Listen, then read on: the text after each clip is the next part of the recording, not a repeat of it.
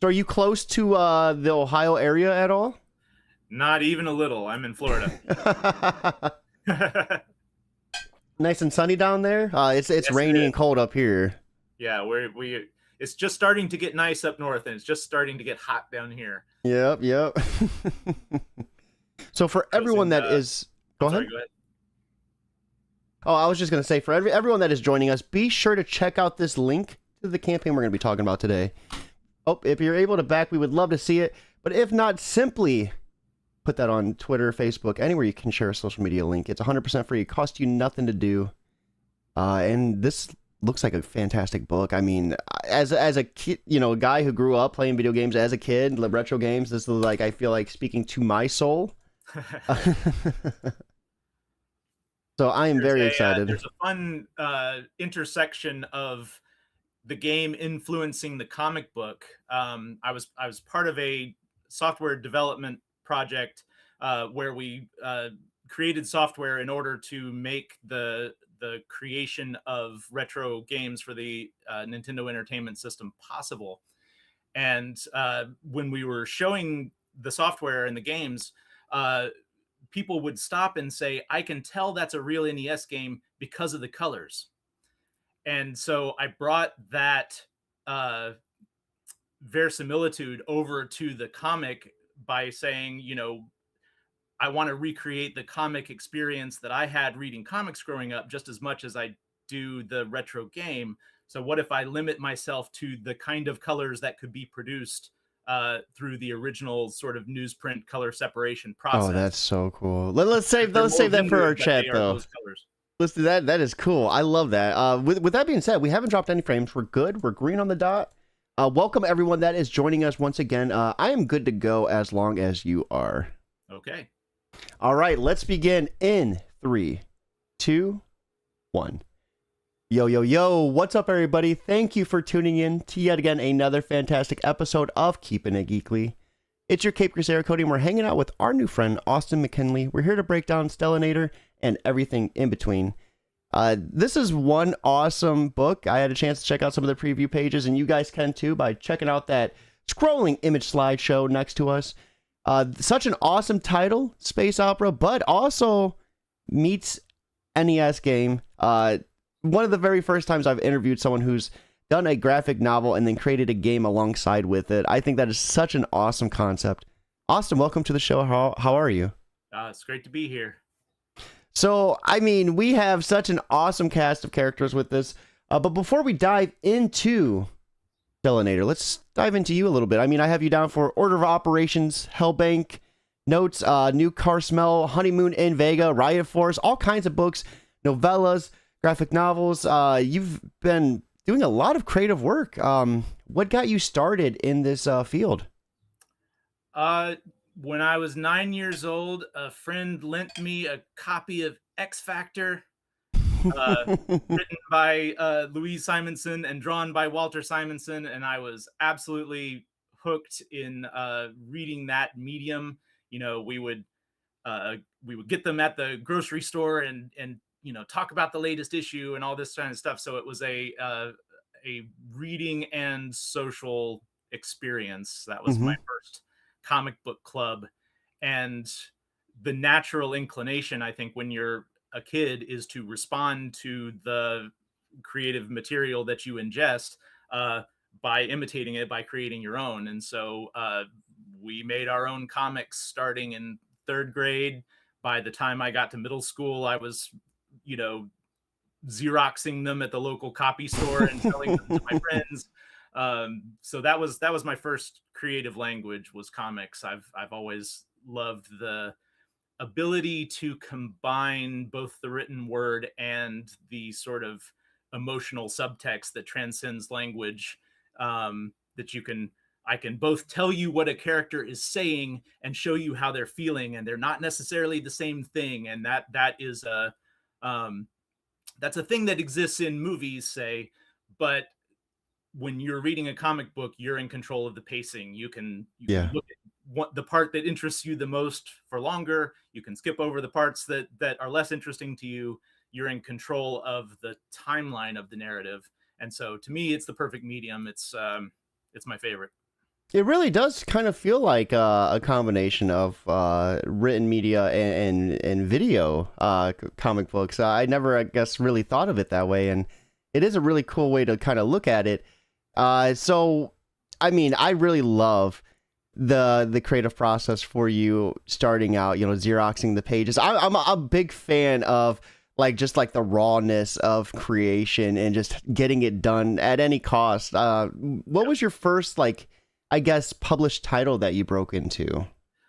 So after college, I shared a room with a couple of guys that I grew up with, and we did a free press magazine called Hub City. And it was kind of a Mad Magazine anthology sort of deal that had local ads and stupid cartoons. And at the risk of dating myself, one of the first things that we did with that magazine, I think it was like our third issue, we did a Star Wars parody and we handed it out to people in line to see the Phantom Menace. And That's I so feel cool. good about having parodied that before ever seeing it. Um, and yeah, that was a good time. But so that's what I consider my first professional work, because that's we were circulating it a little more widely. We took it to Hmm. conventions. We ultimately did 5 issues of that magazine, um, and then I transitioned to web comics, and I was doing web comics through the early 2000s.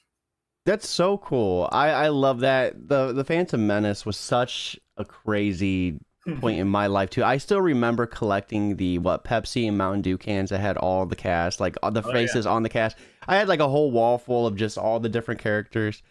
And that moment when Darth Maul popped that double bladed lightsaber is such cinema, right? Oh my god, cinema. And I love that they're bringing him back in some of the new stuff. I don't know if you stayed up to date with Star Wars, but I think he's getting his own series or something like that. I've heard that. Yeah. Yeah, so that's really cool. So we were talking backstage about some of your web comics and episodes that you've done. And is this where Stellarator originated? Stellarator began life as an aspirational sort of a live action local film. So I was always entranced by the possibility of being able to do a web series that would collect into a feature. And so that was sort of the initial goal of Stellarator. Things changed, and I wound up moving into this sort of co-game script development space, and ultimately published the screenplay as a novella. Um, and the game was, just sort of a demo area. But following on my graphic novel Riot Force of last year, my publisher Dirk Manning was asking me what's next. There's got to be something next, and I'm like, I think Stellarator. If I had to do one other thing next, Stellarator is my favorite story that I've come up with. It's got the most Mm. going on in terms of uh, action and fun and color and philosophy and all sorts of nonsense. So, and it has the video game component to it. So um, that's the sort of uh, bottom of the iceberg where Stellarator is concerned.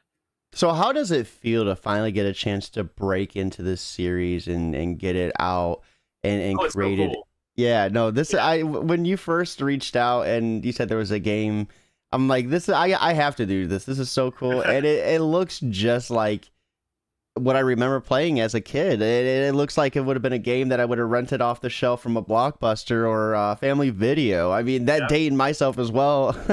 Physically, you could have. That's the beauty of this medium, is that we can flash it to a cartridge. You can play it on your original NES if you still have it, or Hmm. a modern clone system that has a HDMI upscaler, so you can play it on your modern television. There's a whole ecosystem for this.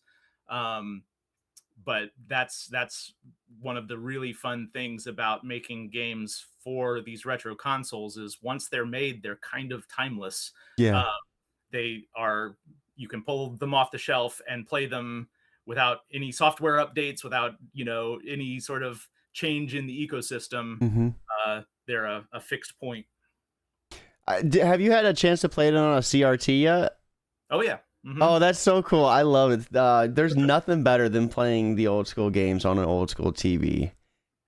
Yeah, in our old studio, we had a whole 80s room that we put together with wood paneling on top of the drywall and a big sort of console television that was wooden, and we would sit and play and test the games on that. All the furniture's brown. Yep, absolutely. So tell us a little bit about Stellarator. I mean, I had a chance to check out some of these preview pages. I love the coloring in it. I thought the interiors look great, and Rake Bravo is just, I love him. He's such a badass. So Stellarator is the story of Rake Bravo, a rogue intergalactic performance artist who steals rich people's stuff and does stupid things with it for social commentary. Uh, and he, after one of these sorts of pranks, he winds up stranded on Earth, and he needs the help of the expat alien community that sort of lives in secret here. So he teams up with a bartender who is a xenobiologist, and the fugitive ex-union leader of a spaceship manufacturing planet, and they help him get going back into the galaxy, but now he's obligated to sort of help this union leader reconnect with his people, and they're besieged by corporate interests, and there's a whole sort of uh, galactic problem that he gets embroiled in. Yeah, I love this character design. And we were talking backstage as well, and you said you kind of kept the colors and the interiors similar to NES games, like how they were limited. Can you tell us a little bit about that process? Sure. So when you're programming for the NES, you have, you know, 64 colors that you can really use. There's a little bit more than that in the well, no, actually, there's 64 total. Fewer than 64 of them are useful colors because there's a couple of different blacks that aren't that different from each other and blah blah blah.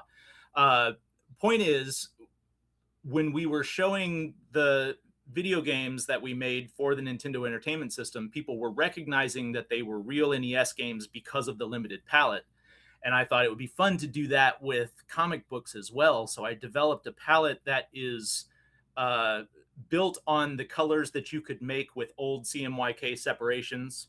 And while I render it a little bit more than you would have done in the 80s, I feel that keeping those colors limited to what the old type of color separation could reproduce gives it a retro feel, gives it a feel that we recognize subliminally as comics. And this is gorgeous. I mean, my mind would have been freaking blown if I would have seen this as a kid. And like my favorite part too is like when I seen this top, that is like what threw me back the most. I feel it's like this top right here. Yeah, the HUD. That is so cool. So what type of world and universe can we expect in this book? What type of adventures? So this is a sort of cartoon space world. Um, they explore, of course, the shipbuilding planet. They go to the city planet at the center of the galaxy. They go to the planet where there's a giant underground mall where the Scorpio Centaurus Association, this sort of corporate group that is gobbling up the galaxy, is based.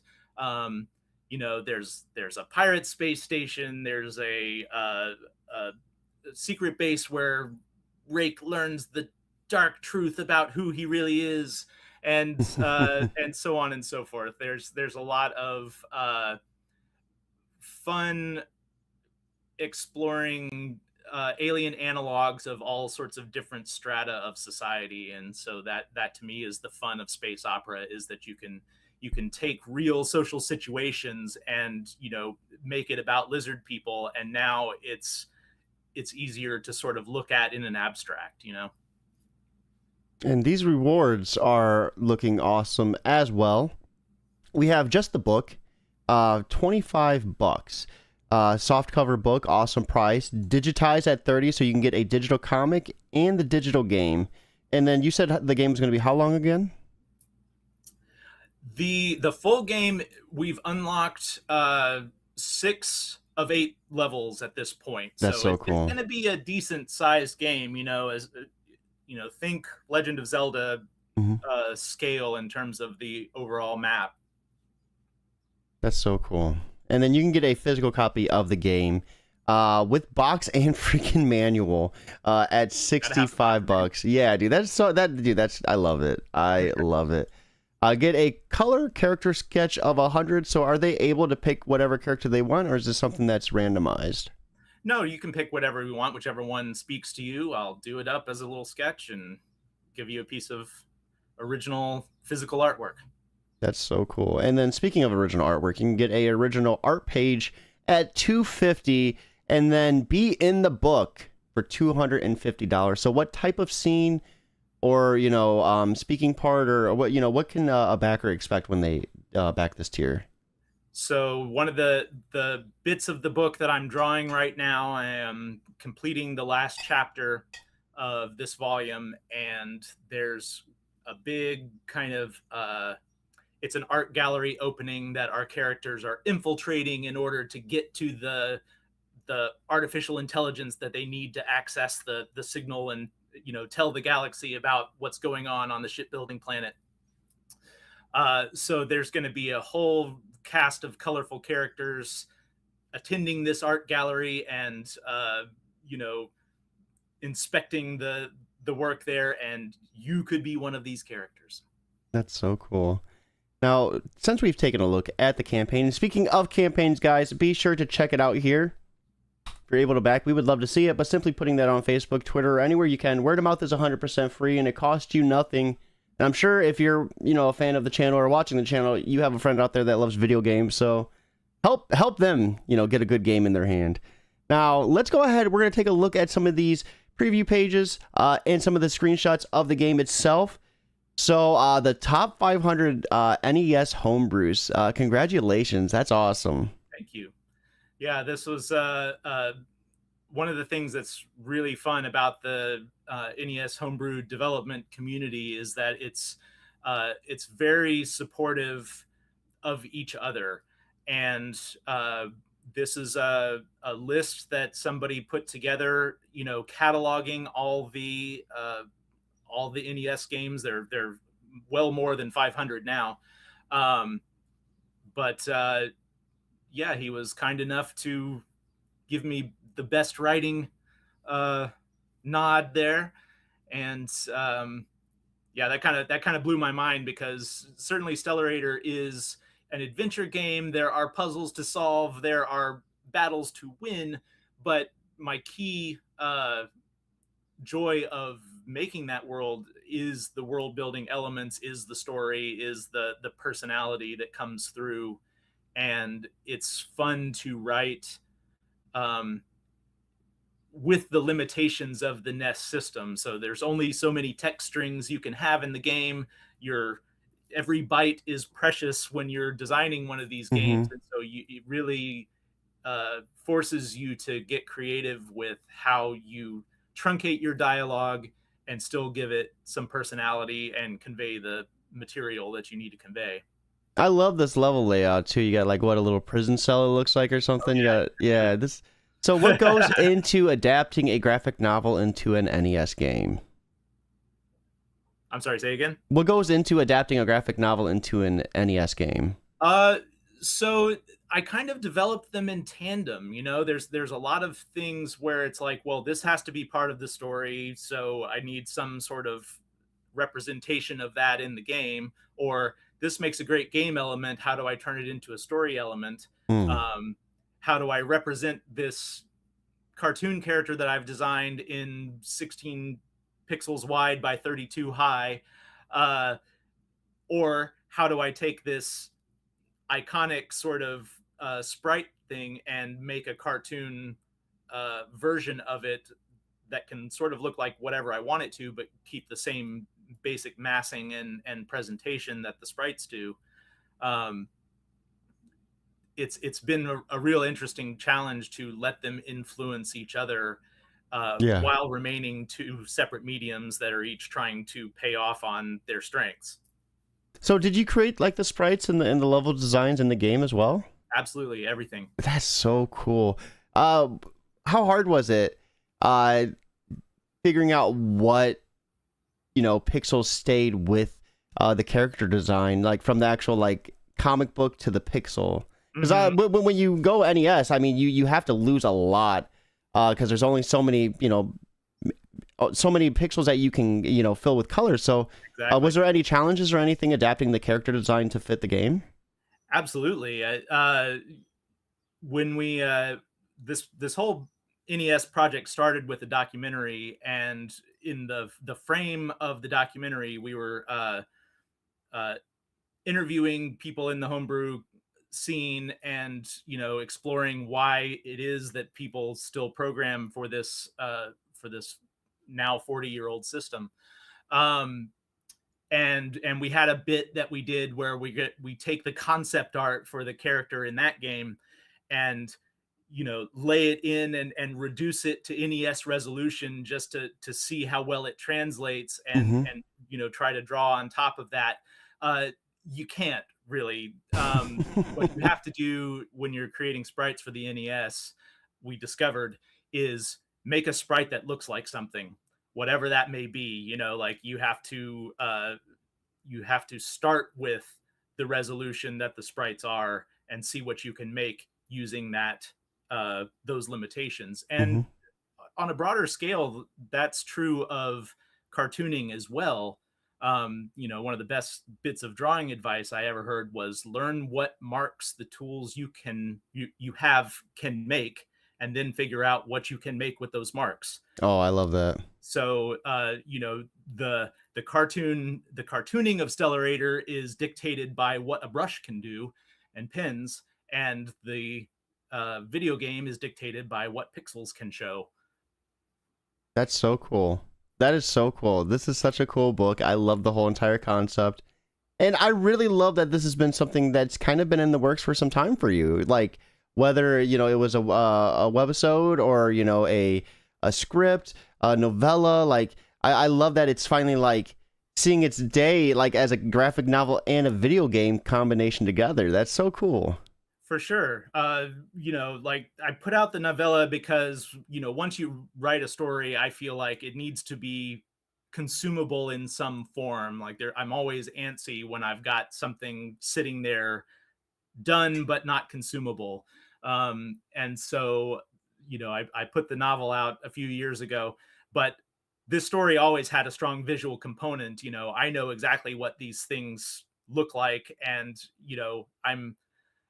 I try to engage your imagination in the novella, but really it's much easier for me to draw you a picture, um, and show you exactly what I am uh, trying to say with this story. So it's good. It feels really great to get to some of these scenes that have lived in my head for years and years, Hmm. um, and finally illustrate them and present them. And I'm a really big fan. We were talking backstage about this as well of just your interiors. I love the way that you panel. It almost feels like a splash page that's just laid out in panels. I don't know how to explain it, but it's done in such a creative way that I'm not really used to with your average comic. And even just the paneling right here, it doesn't feel as rigid. It feels a lot more lax, and I think that makes it a lot more funner of a reading experience. I'm glad you say that, because it's more fun for me to draw that way too. So everybody wins. So, can you tell us a little bit? Is this the baddie of the series? At the beginning, yes. He is kind of a mercenary character that has been hired to track down Rake Bravo and for what purpose we can only assume at the beginning of the story. Rake thinks it's because of the ship that he stole from a media mogul and wrote rude comments using the Star Trail. Um, and But it turns out later that maybe there's more to the story about why this guy is trying to track Rake Bravo down. So um, he's a fun character. He is able to melt into the shadows. He has the ability to sort of teleport, we'll say, but it's quantum tunneling that he does. And Rake makes the joke that technically it means he dies every time he teleports, but whatever. um, so he's I always he's a ninja ghost pirate is the joke. I always love like in sci-fi and space operas, like some of the logic, right? Like some of the crazy things that are just explained in certain ways. Like that's some of my favorite parts of those type of series and genres. Absolutely. I love cartoon space for that reason, that it's science-y, but it's soft science such that anything is possible. No matter how improbable it may seem, there's a cartoon explanation for it. And that just means you can really let your imagination run wild and depict anything you can come up with. Before we wrap things up, let's kind of dive into your creative process. When you were, designing these pages, coloring, and just laying them out in general, what does that process and routine look like for you? There's I did a little mini expose on my YouTube channel about this. So you can check that out after the interview if you like. But it starts with the thumbnail. I lay out all the pages, with the script that I've written, in a very small sort of tight scale where I get the main thrust of the drawing. I blow that up to about quarter size and refine the drawing a little bit more. And then I blow it up to full size 11 by 17 paper. I do a rough drawing where I kind of draw through all the anatomy and everything that I need to construct the drawing. I do a tight pencil drawing, and then I light box it onto Bristol board and ink it with pens and brushes. That's so cool. I'm a big fan of just kind of diving into how these pages are created. I think that's just as fascinating as reading the book itself. And the process can always be so different, ranging from creator to creator. For sure. Yeah, everybody has to find a thing that works for them in terms of flow and what you're trying to achieve. For me, it's about how you spend your hours, right? And so I like to work physically because I enjoy working at the drawing table more so than looking at a screen when doing my art. I still color it digitally, but I'm a big believer in using real physical tools because that is how the language of comics is shaped. Mm-hmm. And it's crazy too because that language is evolving more and more as we dive into the new media age. It's kind of getting scary out there with some of these technical advancements. For sure. And I think that we're ultimately going to see a divergence between, the corporate products that, are designed purely for consumption and the passion projects that, people create in the way that they feel they should be created to say what they want to say as an individual artist. I think that you can make art making more efficient with tools, but you can't replace the purpose that art serves, which is to express yourself. Yeah. So as long as we are finding ways to express truths about life and ourselves and each other, the medium matters less than the artistic intent.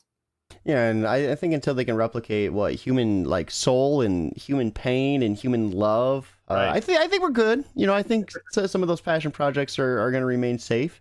Now, for everyone that is watching, be sure to back this passion project by hitting this link right here. And as always, if you can't back, just share it with your friends and family. Word of mouth costs you nothing to do.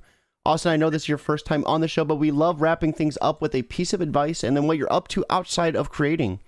So for the creator out there just looking to get started in their journey, what would be your biggest piece of advice to help them just get started? My biggest piece of advice would be to start small.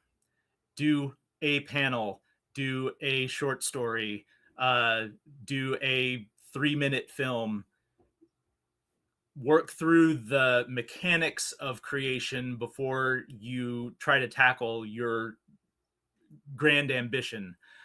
We always tell people when they're using our NestMaker software, go through the tutorials, do a couple of burner projects that you don't care about so that you can just get a feel for it. Because if you set out with too big an ambition, you're going to get frustrated. Hold on to that ambition. You'll get there. Yeah. But start small. Every large form project is created through attrition, so it's all just linking up small bits of effort that pay off in a big thing that you've completed. And that's the advice. I found as I get older in life, the more I make smaller goals and plan it out in a way where they lead into big goals, just the way you structure your life, the way you structure your work, workspace, all that, it matters. And biting off too big of a chew can be pretty detrimental to your productivity, right? Your motivation. So get those small doses of gratification in, right? Yep. So I've heard it said, set the bar so low you can't trip over it. Yeah, absolutely. I love that. I love that so much. So what are you up to outside of creating comics? I mean, you have to be a gamer. So what games are you rocking? Everything is creation. If I'm not drawing, I'm working on creating screens and stuff. And other than that, it's eating and sleeping. I watch TV, but I watch TV that I can listen to more than watch because I'm background noise comics while I'm doing it. So yeah, there's not a lot that I do for pure entertainment. Other than that, it's just hanging out with family and friends and drinking wine and chatting and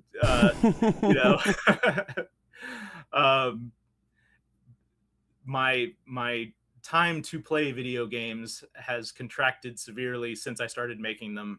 I think you'll find that with a lot of people, the making is the passion, and it takes up all the time. Hey, well, guys, be sure to back this so we can get Austin a day off so he can take a little break.